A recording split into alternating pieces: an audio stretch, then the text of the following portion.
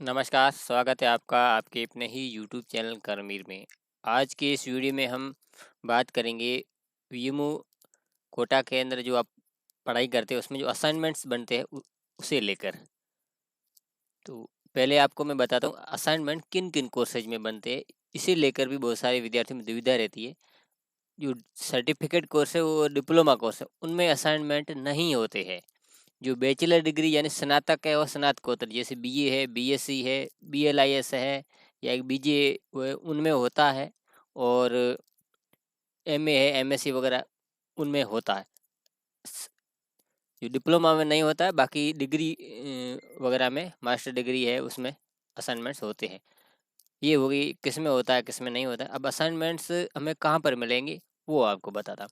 सबसे पहले आप यहाँ इस वेबसाइट पे आएंगे और उसमें वेबसाइट में थोड़ा नीचे आएंगे और भी नीचे आते यहाँ पाएंगे ये चीज़ें आपको दिख रही है यहाँ पर। ये एडमिशन कॉर्नर, एग्जाम कॉर्नर, इसमें आपको ये स्टूडेंट कॉर्नर वाले में जाना है।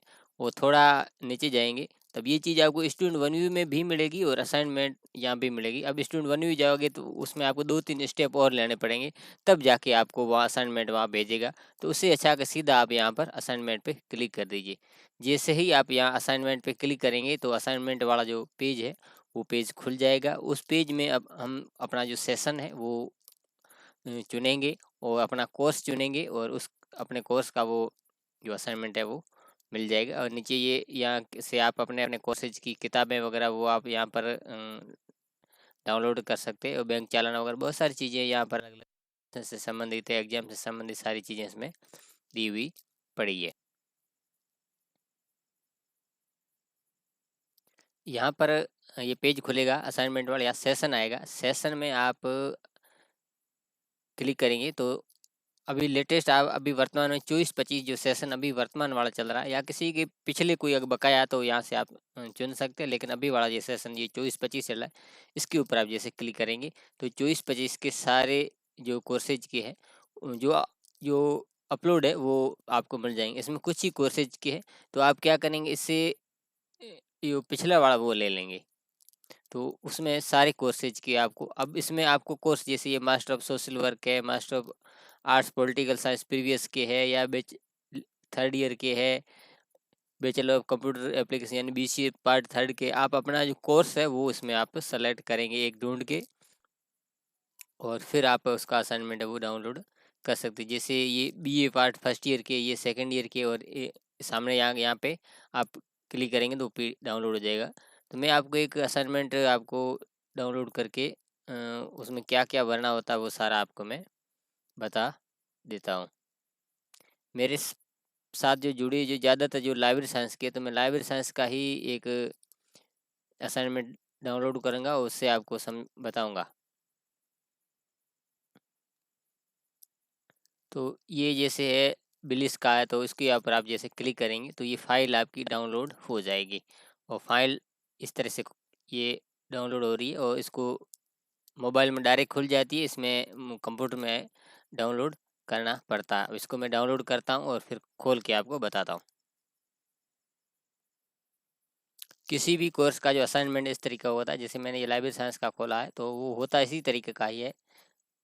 अब इसमें आपको किन किन कोर्सेज के होते हैं, जैसे वो कोर्स कोड है जैसे BLS 01 से 08 तक, या जो इसमें होते हैं वो इसमें दिए। जैसे ये BLS 01 का वो सारा इसमें दे रखा है, निर्देश भी इसमें दे रखे सभी कोर्सेज में, जैसे हिस्ट्री, पॉलिटिकल, केमिस्ट्री, फिजिक्स, सभी में इसी तरीके से वो कोर्स कोड होगा, उसका पेपर का नाम होगा, सेक्शन ए भी होगा, उसमें ये दिया होगा कि इसमें कितने सवाल करने हैं। इसमें 6 सवाल करने हैं और इसमें कितने शब्दों में है तो वो भी इसमें दे रखा ये सेक्शन का है। और इसमें जैसे ये इससे पहले थोड़ा 20 सेक्शन था तो यहाँ ये 20 सेक्शन है, इसमें आपको 100 शब्दों में लिखना है। अब शब्दों का मतलब क्या हुआ, एक औसतन मानते एक लाइन में 10 शब्द होते हैं तो आपको 10 लाइनें लिखनी है तो 100 शब्द ये हो जाएंगे।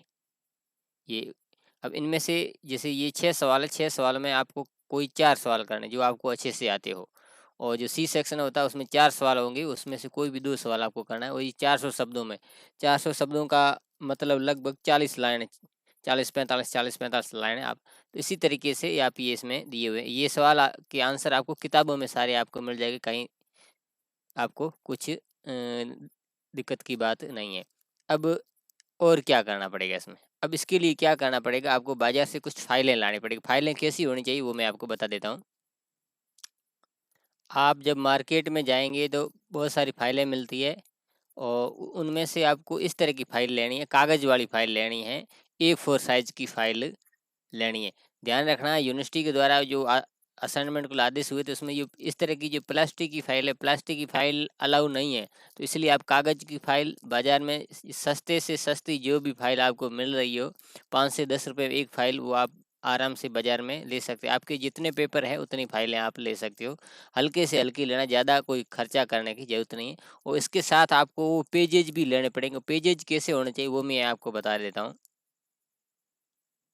बाजार में अब आप जाएंगे तो इस तरह के पेज आपको मिलेंगे, ये छेद किया हुआ होगा, और ये भी A4 साइज का एक सेट मिलेगा आपको। लगभग 40 एक पेज उसमें लगभग तकरीबन होते हैं। वो पेज आपको मिल जाएंगे, वो 40 आपके इनफ होते हैं, और उसमें सारा मैटर है वो जितना लिखा जाना चाहिए एक मतलब आपके फाइल में, जो 5 6 7 8 जितने भी पेपर में वो पूरा है, वो और उसमें आप लिख सकते हो। ठीक, ये तो हो गई फाइल और पेज। अब बहुत सारे विद्यार्थी पूछते हैं पेज कैसे लें। अब क्या होता है कि जैसे ये आगे साइड लाइन है, पीछे साइड खाली है नहीं है, तो वो मायने नहीं रखता है। अगर पीछे साइड खाली है तो आप उसमें लाइनें खींच के भी आप वैसे भी लिख सकते हो, कोई दिक्कत नहीं। या दूसरी बात ये है कि जो फोटोकॉपी के A4 पेपर होते हैं वो भी आप ले सकते हो, उसमें भी कोई दिक्कत नहीं है। जैसे मैं आपको यहाँ से मैं बता देता हूँ, ये जैसे ये मैंने जब लॉकडाउन से पहले हमारे कोर्स किया था, उसमें ये मैंने वो वाइट पेज है वो यूज़ किया था, तो उसकी कोई दिक्कत नहीं है। पेजेज की लाने की या बिना लाने की कोई ज़रूरत नहीं है। हो सकता है साइंस वाला कुछ ऐसे स्टूडेंट हो जिसमें कुछ कुछ डायग्राम वगैरह हो, तो वो आप पीछे की साइड कुछ एक साइड खाली वाले वो ले सकते हैं, बाकी किसी को कोई ज़रूरत नहीं है। ये तो होगी पेजेज की बात। अब हर फाइल के आगे एक फ्रंट पेज लगेगा, यानी कि 8 पेपर होंगे या 6 पेपर होंगे या 5, और हर फाइल के ऊपर ऐसा पेज आएगा। ठीक है, ये तो पेज मेरा खुद का बना हुआ है, यूनिवर्सिटी की तरफ से भी उसमें आता है। तो उसमें क्या है कि थोड़ा सा सिंपल सा होता है, तो मैंने थोड़ा एक अच्छा सा बनाया। तो उसमें क्या लिखना पड़ता है कि यहाँ पर सत्र, जैसे आपका जनवरी 2024 है, तो ये जुलाई को काट दीजिए, जनवरी 2024 यहाँ लिखेंगे। कोर्स का नाम जैसे BA करे, BA part first, BA part second, BA third, या BSc part first second, MA first year second year, या BLS BCom, कोई भी को है वो आप लिख सकते। जैसे यहाँ प्रश्न पत्र का नाम, या प्रश्न पत्र का मतलब पहला पेपर, पहले पेपर का नाम, फिर अगले, अब यानी कि जितने पेपर है उसमें ये सभी में ये जो फ्रंट पेज है सभी फाइलों में लगेगा। यानी 5 पेपर है 5 फाइलों में लगेगा, 8 पेपर 8 फाइलों में लगेगा, और उसमें ये अलग अलग पेपर का नाम यहाँ पर आएगा। यहाँ पर आपकी स्कॉल नंबर वो आप लिख देंगे जो आपको यूनिवर्सिटी के द्वारा मिले, आपका नाम यहाँ पर लिख देंगे, और पिताजी का नाम लिख देंगे, मोबाइल नंबर लिख देंगे, एड्रेस लिख देंगे आपका, और अध्ययन केंद्र का नाम। अध्ययन केंद्र और कोड ये कहाँ से मिलेंगे, तो आप जब स्टूडेंट 1 व्यू में जाएंगे तो वो आपको वहाँ पर स्टूडेंट 1 व्यू में मिल जाएंगे। रीजनल सेंटर और स्टडी सेंटर दोनों ही आपको वहाँ पर मिल जाएंगे। आपने आवेदन किया था वो आपको स्टूडेंट 1 व्यू है, उसमें आपको सारा ये मिल जाएगा।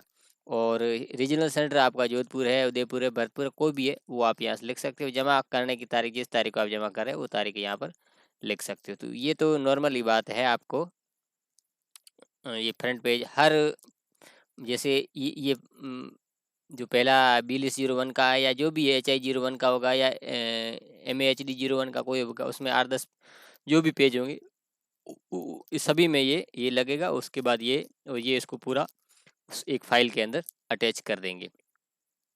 ठीक है, और अब जैसे एक ये पेपर को भी मैं आपको बता देता हूँ कि ये करना कैसे है, एक रफली आइडिया लेके।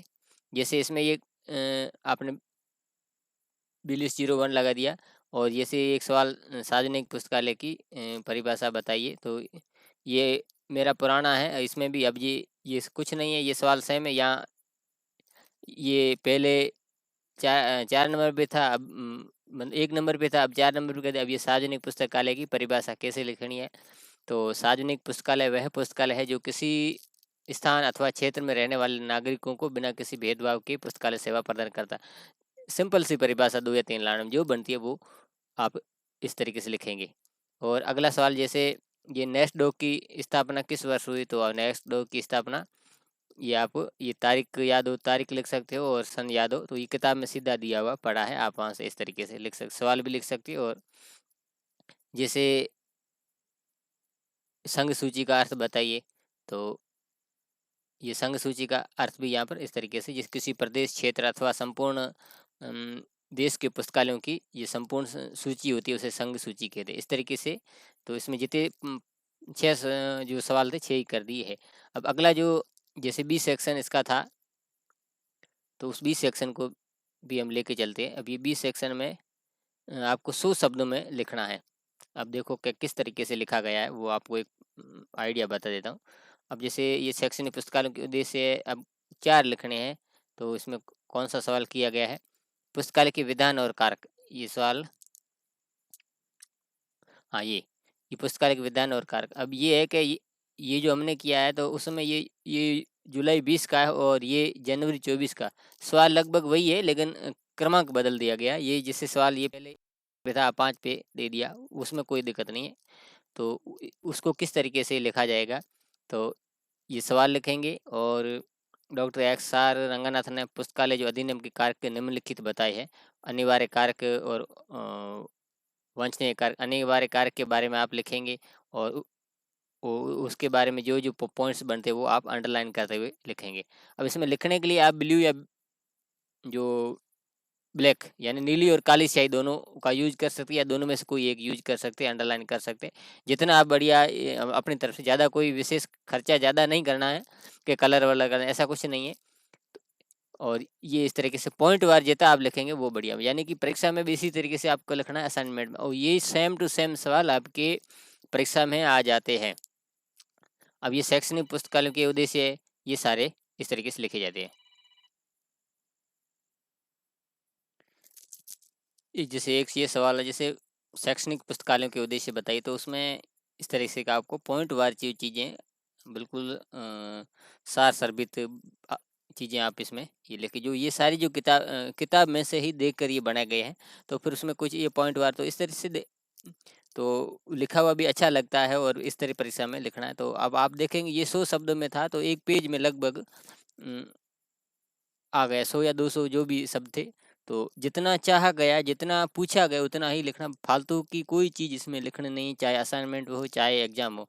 ज़्यादा कॉपियाँ भरने से या ज़्यादा पेज भरने से कोई अंक नहीं मिलते, अंक आपको उतने ही मिलते। जैसे मान लो ये 10 अंक का, तो आपको 10 अंक से कम ही मिलेंगे, ज़्यादा नहीं मिलेंगे। तो आपको जितने शब्दों में कहा गया उतने में आप ये करें। ये मतलब ये किसी एक स्पेशली कोर्स का मैं बता रहा हूँ, बाकी सभी कोर्सेज की जो पैटर्न है वो सेम ही रहता है। इसी तरीके से जो असाइनमेंट्स है वो, जैसे ये सेक्शन सी है जिसमें आपको 400 शब्दों में लिखना होता है। जैसे वो ये सवाल है उसमें ये पॉइंट वार, इस तरीके से पॉइंट वार आप चीज़ें जितनी बढ़ाएंगे तो वो आपके लिए बढ़िया रहेगा। तो ये आप लिखेंगे और फिर उसमें सारा बना देंगे। ये सवाल सारे आपको असाइनमेंट में ये सारे पड़े, ये तो एक पेपर की, सभी पेपर का इस तरीके से बनाएंगे, और हर पेपर के आगे ये जो फ्रंट पेज है वो आप लगाएंगे, और उसके बाद आपको रीजनल सेंटर जाके ये जितनी भी फाइलें बनती है वो आपको जमा करा देना है। तो ये जनवरी 2024 वालों के लिए 1 अक्टूबर से 15 नवंबर के बीच असाइनमेंट जमा हो जाएंगे, होंगे, यानी कि 1 अक्टूबर से जमा होना शुरू हो जाएंगे। सितंबर पूरा आपके पास पड़ा है, आप आराम से बनाइए, और फिर आप 1 अक्टूबर से जमा होंगे तब शुरू। जो शुरुआत में जमा कराता है तो उसके अपडेट, जो नंबर अपडेट होना है वो जल्दी होती है, जो लेट करता, हालांकि डेट तो बढ़ती रहती है, लेकिन हमें लास्ट डेट पर नहीं जाना है और समय पर आपको जमा कर देना है। तो ये असाइनमेंट को लेकर कुछ बातें थी। मुझे उम्मीद है मैंने जो सारी बातें, जो अहम अहम बातें हैं वो मैंने आपको बता दी। फिर भी कुछ चीज़ें रह जाती है तो आप कमेंट कर सकते हो, मैं उसका जवाब देने की कोशिश करूँगा। तो ये जानकारी अच्छी लगी हो, वीडियो अच्छा लगा तो लाइक कर दीजिए, चैनल को भी सब्सक्राइब कर दीजिए, बेल आइकन दबा के नोटिफिकेशन ऑल पर क्लिक कर दीजिए, जैसे मैं इस तरह का महत्वपूर्ण वीडियो बनाऊंगा उसका नोटिस आपको मिल जाएगा। मिलते हैं अगली वीडियो में, तब तक के लिए धन्यवाद।